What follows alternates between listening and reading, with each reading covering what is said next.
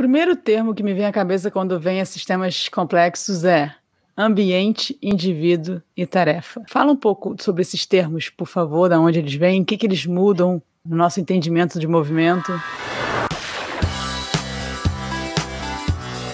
Então, esses termos, assim, ficou muito claro para a gente quando o Cal Newell, em 86, ele traz essas ideias. Então, ele trouxe essa ideia de que o movimento ele emergiria da relação do organismo, da tarefa e do ambiente. Então, ele, para você ter um mínimo de raciocínio, como é muita coisa, ele separou entre essas três esferas, e aí o movimento ele emergiria dessa relação. Então, a partir daí, a gente começou a entender que a gente não consegue explicar movimento apenas olhando para o indivíduo, porque eu tenho que saber aonde ele se movimenta e o que ele está fazendo. Então, é uma virada de chave totalmente. Isso lá em 86 já era descrito, né? Hoje em dia a gente tem uma abordagem até um pouco mais nova, onde eles reconstituem a ideia do Newell, que é a ideia da Balaguer de 2019, onde ela traz que a tarefa ela emergiria da relação do organismo com o ambiente. Então, nada estaria fora da relação do organismo com o ambiente, mas é apenas uma modificação ali, né, uma evolução das ideias. Mas isso é extremamente importante para a gente. Essa tarefa seria se movimentar com algum propósito? Seria sinônimo ou não? Qualquer tarefa que a gente realize, porque se eu mudo o organismo e o ambiente, a tarefa também ela muda. Então, ela estaria dentro do organismo e o ambiente, dessa interação. Ela não estaria como uma variável independente, estaria mais como uma relação dessas duas outras. Boa. Uma outra coisa que me vem à cabeça, que a gente fala bastante, é auto-organização.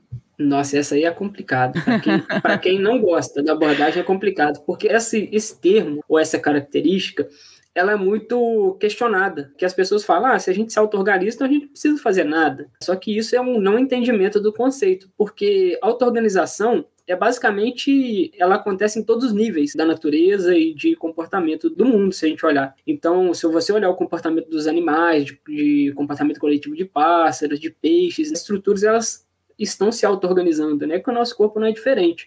Então, o nosso corpo ele tem a capacidade de se organizar sem a necessidade de alguém mandando ele fazer aquilo. Então, sem um controlador. Só que auto-organização é diferente de auto-otimização.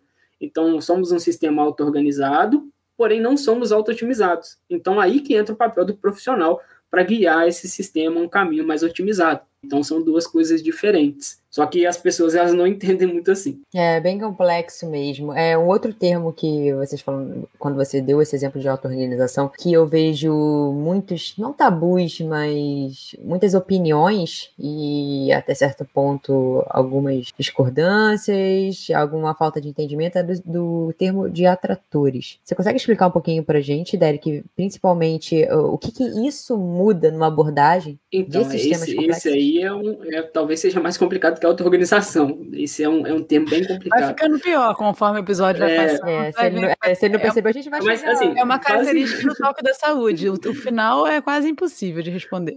Basicamente, dentro do movimento, sempre tem componentes estáveis e instáveis. Os componentes estáveis, eles são chamados de atratores. E os componentes variáveis ali, né, são chamados de flutuações. Então, o movimento ele tem que ser composto por componentes estáveis e por componentes variáveis, né? Componentes, se o movimento fosse composto apenas de componentes estáveis, ele seria robótico demais. E se ele fosse composto apenas de componentes variáveis, ele seria extremamente aleatório. Consegue dar um exemplo para a gente, na prática, de algum movimento? Imagina que a gente está correndo em alta velocidade. A gente está correndo em altíssima velocidade lá, e aí a gente tem que ter um componente, ou alguns componentes, que sejam estáveis para a gente não variar demais.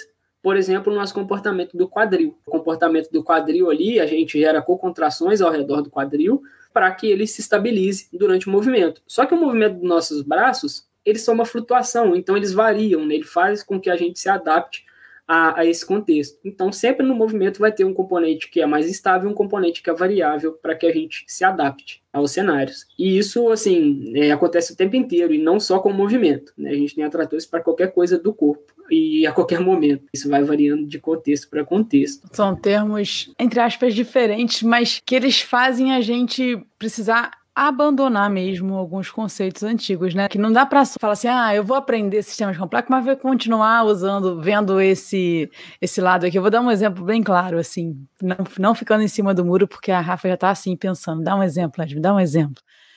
Se a gente for para aquele padrão de que cada articulação tem um objetivo primário, uma função primária, que seria a mobilidade, estabilidade. Se a gente não abandonar esse conceito, não adianta. O sistema de complexo não vai entrar na cabeça. Não que tenha que entrar no sentido assim, né? Mas você não vai se abrir a entender que você tem que analisar o movimento, não é a articulação.